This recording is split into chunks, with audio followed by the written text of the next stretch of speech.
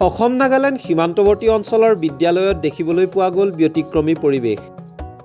শিক্ষকৰ ৰূপত দেখিবলৈ পোৱা গ'ল অভিভাৱকসকলক।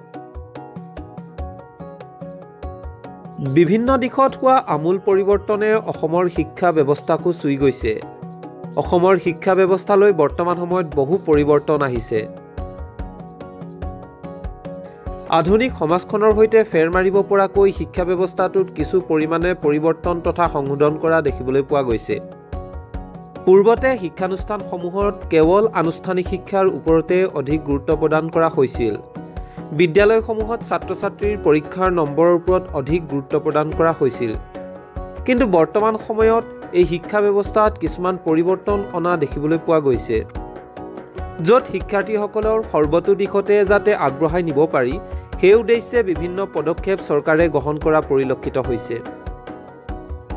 বিশেষকৈ অসমৰ প্ৰাথমিক পৰ্যায়ৰ শিক্ষা ব্যৱস্থাত বিশেষ সংশোধন কৰা দেখিবলৈ পোৱা গৈছে।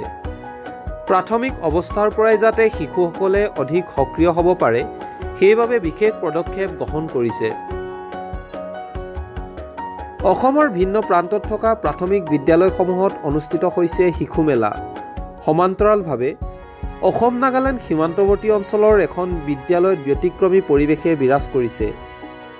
শিৱসাগৰ জিলাৰ নাজিৰা সমজিলাৰ অন্তৰ্গত গেলেকী জংঘল বৰঘোলা প্ৰাথমিক বিদ্যালয়ত ব্যতিক্ৰমী পৰিৱেশ দেখিবলৈ পোৱা গৈছে,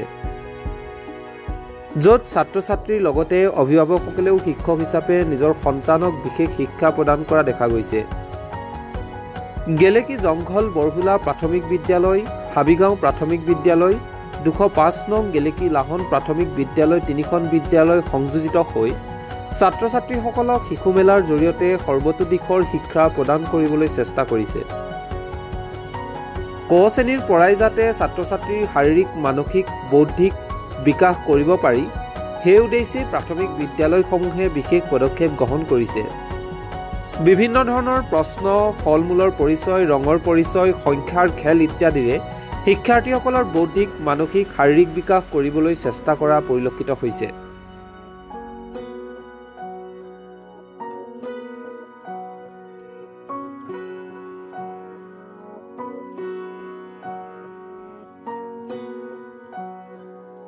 বৰ্তমান অসম চৰকাৰে আমাৰ শিক্ষা বিভাগৰ উদ্যোগত আমাৰ শিশুসকলৰ সৰ্বাংগীন বিকাশৰ কাৰণে প্ৰত্যেকখন বিদ্যালয়কে এই শিশু মেলা অনুষ্ঠিত কৰিবলৈ কৈছে। কাৰণ ইয়াৰ যোগেদি আমাৰ শিশুৰ সৰ্বাংগীন বিকাশৰ লগতে আৰু আমাৰ যাতে আমাৰ চৰকাৰী বিদ্যালয়সমূহৰ প্ৰতি যাতে আমাৰ অভিভাৱকসকল আকৰ্ষিত হয় সেই উদ্দেশ্যেৰে আমাৰ আজি এই শিশু মেলা আয়োজন কৰা হৈছে। আৰু ইয়াতে আমাৰ 3খন বিদ্যালয় আমি আছোঁ।